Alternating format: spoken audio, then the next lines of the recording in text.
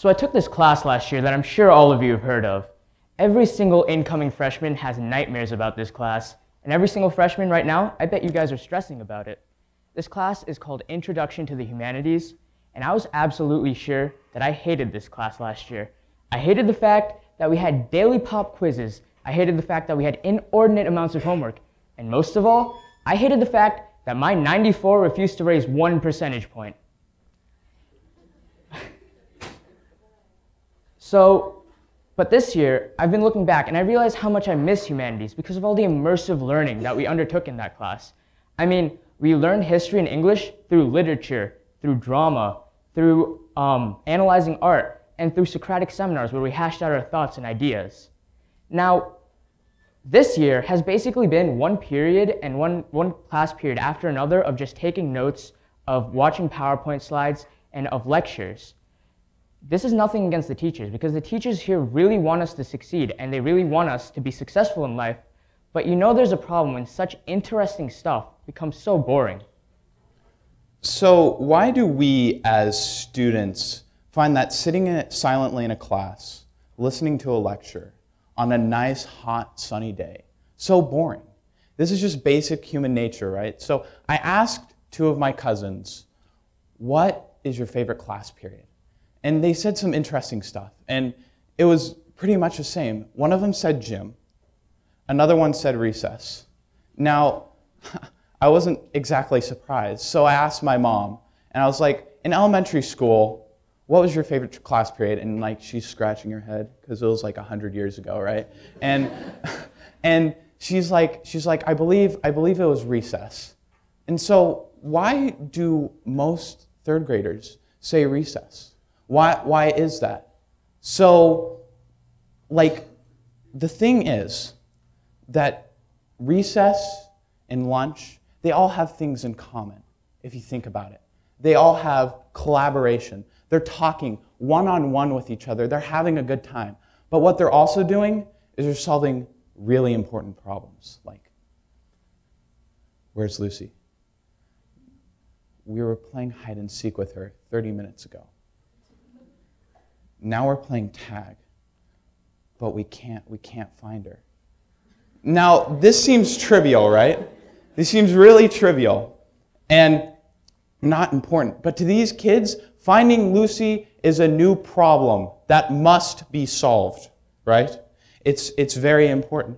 So how do we take Lucy, right? Finding Lucy, how do we make that like history class? Well, it needs to be through experience and collaboration.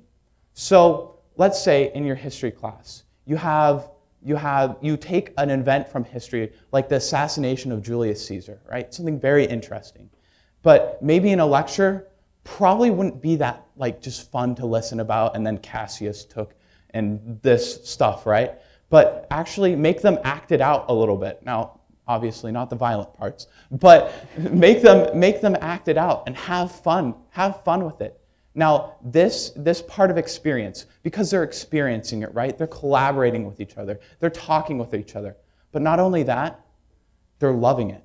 They're having fun. They're experiencing something new, but in a very fun way. This is what we like to call a holistic approach to education. You build knowledge not just through lectures, but through experiences. So you learn through drama.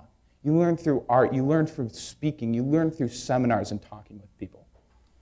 Now, if you don't feel a great passion for education in school, why would you want to stay? Last year in the US, there was a 78.2% graduation rate. And to put that into perspective, that means of the kindergartners that enrolled in school in the year 2000, only a bit more than 3 out of every 4 of them actually did graduate. Now, what we're trying to do to help fix this problem and get this graduation rate higher to 100% is that we created a nonprofit organization called Project Arete. And we know that Project Arete can't solve all the problems because there's tons of factors contributing to this graduation rate. But we believe that if we increase the passion in education, we can get the graduation rate up. So what Project Arete is that it was formed over the summer by me and my friends, Parker, me, my friend Griffin Margulis, and my friend Juno Moon. And what we're trying to do is we're trying to increase the passion in education through the experiential learning that Parker was talking about. So what we would do, for example, in a chemistry class that we were teaching that day is we would give them a 10 to 15-minute introduction on chemistry, what it is, why it's important, and how it's used in the real world. And then we do something hands-on, something fun for the kids, like the classic baking soda and vinegar volcano. So we made a nonprofit to solve this problem. Now, we're not saying everybody should go out and just make a nonprofit and you're going to do it, right? Because, I mean, Nikhil and I put so much time and effort into it, and we're still jumping through hurdles to try to make this something that that's going to be really successful. So now you're thinking, Parker, Nikhil, this is all great. What can I do after TEDx is done to really solve this problem with our education system that we're not having fun in class? So let's say you're just sitting in class, right? You're listening to a lecture. You know, Susie was being a real drama queen last week, and I stayed up till 2 a.m. because I had some homework assignment to do, right? Now, this is not the ideal situation to be learning in, right? So what can you do? What if you don't have a repeat? What if you don't have anything to spark your interest, right? Make that interest yourself. Ask a question. Ask something that really interests you. Like if you were in physics class, right? And you wanted to know what the Higgs boson particle really is. Now, I don't know what the Higgs boson particle really is, and at this point, I'm kind of too afraid to ask, right? But let's just say I raised my hand. I said, Mr. So-and-so, what is the Higgs boson?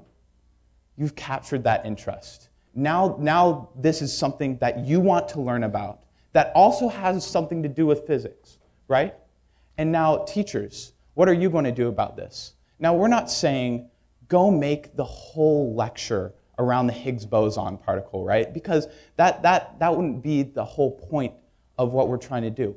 But maybe take 5 minutes, maybe even less than a minute, to explain what it is and to really capture that interest. I believe that if all of America was really able to do this holistic approach to learning, right? We ask questions, and then those questions lead to experiences, and then we're having fun while we're doing it. We're not only worried about the grade, but we're also loving education, the passion for it, right? The passion of learning. And if we had this, the whole philosophy would change, and we'd all have fun, right? Thank you.